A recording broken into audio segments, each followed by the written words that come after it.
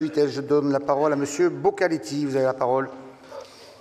Oui, Monsieur le Président, chers collègues, au mois d'avril 2017, en pleine période électorale, Christian Estrosi, alors président de la région, était venu avec les candidats LR aux élections législatives dans la commune de Montauroux pour annoncer officiellement le lancement pour 2019 de la construction d'un lycée sur un terrain mis à disposition par la commune.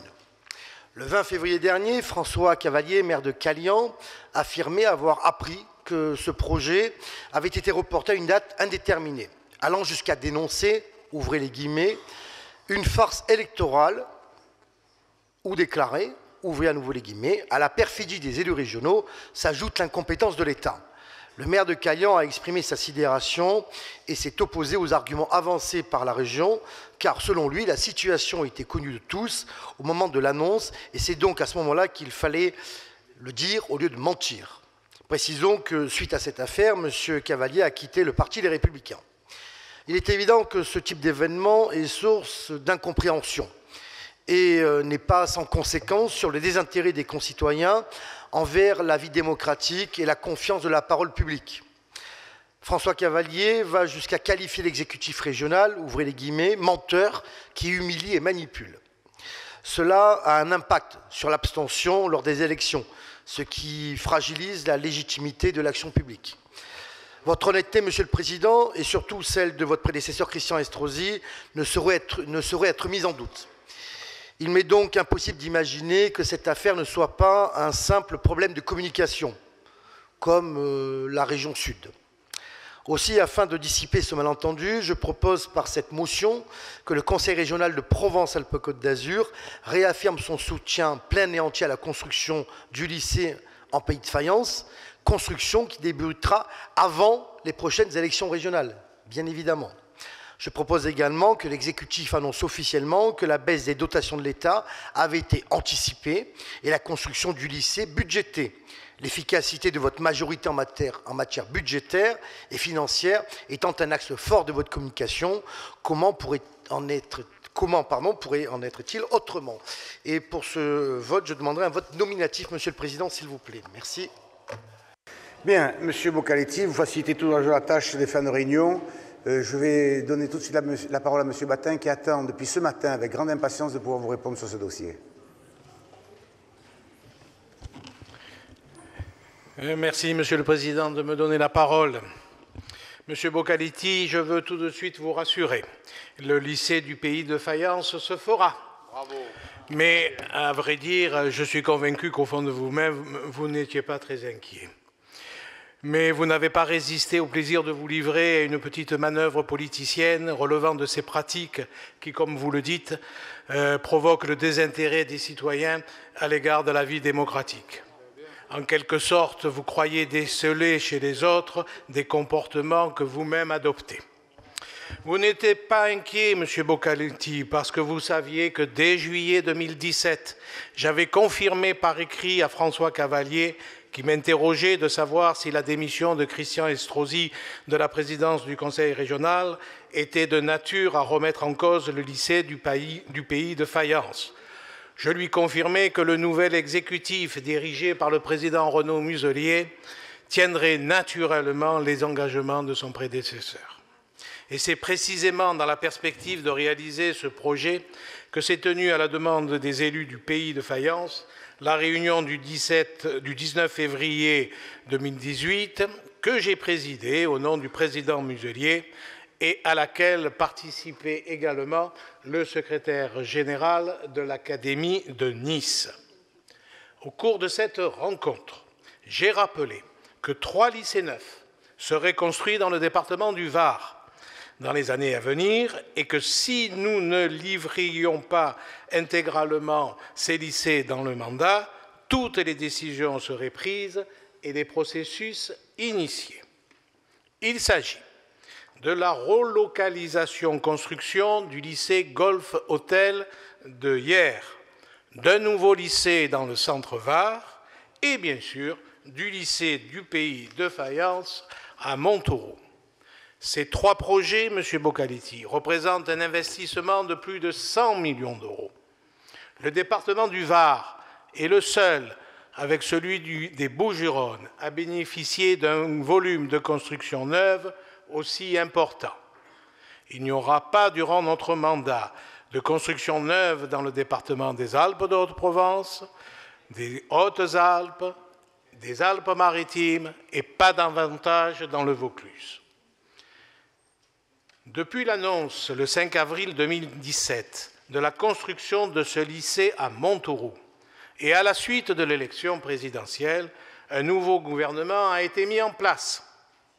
Nous avons eu alors la mauvaise surprise, M. Bocaliti, ça ne vous a pas échappé, d'apprendre la suppression du Fonds régional de développement économique qui prive notre région d'une dotation de 35 millions d'euros en 2018. Ces 35 millions d'euros viennent s'ajouter aux 400 millions d'euros confisqués à la région sous la mandature de François Hollande. Ce désengagement supplémentaire de l'État a bien entendu des conséquences directes et concrètes sur les investissements de notre collectivité. Dès lors, nous avons dû revoir, en concertation avec le rectorat de Nice, la hiérarchie des projets varois. Il est clair que la relocalisation du lycée Golf Hôtel de Hyères, situé en zone inondable et qui a déjà fait l'objet d'importants dégâts des eaux en 2014 à la suite de la crue du Gapeau, est prioritaire. Elle doit se faire en cohérence avec le lycée du Centre-Var, où s'exercent les tensions démographiques les plus fortes. En conséquence, il est apparu, toujours en lien avec les autorités académiques, que le lycée du Pays de Fayence, pour lequel il n'est pas attendu de pression démographique particulière, il est clair que ce lycée devait s'inscrire qu'en troisième priorité dans le département du Var. Voilà la réalité des propos que j'ai tenus en toute transparence et sans démagogie, dans un souci de vérité, devant M. Jean-Yves Huet, maire de Montauroux, devant M. René Hugo, président de la communauté de communes de Fayence, et M. François Cavalier, que je ne vous présente plus, bien sûr. Sur ce dernier, ayant quitté théâtralement notre réunion, n'a pas assisté aux échanges qui ont suivi et n'a donc pas entendu, notamment, l'engagement que j'ai pris au nom du président Muselier et de l'exécutif régional qu'une délibération initiant le projet de construction du lycée du Pays de Fayence serait proposée au vote des élus régionaux d'ici la fin de l'année. Je compte sur vous, M. Bocaliti, pour le lui dire et lui confirmer notre volonté de réaliser cet établissement qui répond à un enjeu d'aménagement des territoires ruraux du Haut-Var et de la bordure occidentale des Alpes-Maritimes. Dans ces conditions, vous comprendrez qu'il n'y a pas lieu d'adopter cette motion et notre groupe, Monsieur le Président, votera contre. Bien.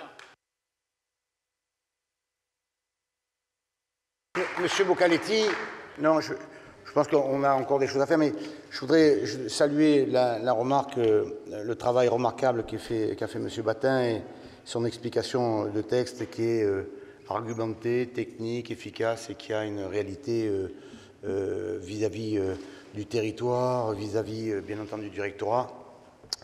Moi, ce qui me choque le plus dans cette histoire, vous voyez, M. Bocaliti, c'est pas votre vœu, je l'entends très bien, votre vœu, parce que il a été véhiculé quelque chose qui inquiète naturellement. Et donc, il était normal que vous demandiez cette question et qu'on vous apporte une réponse et on votera conformément aux souhaits de la majorité.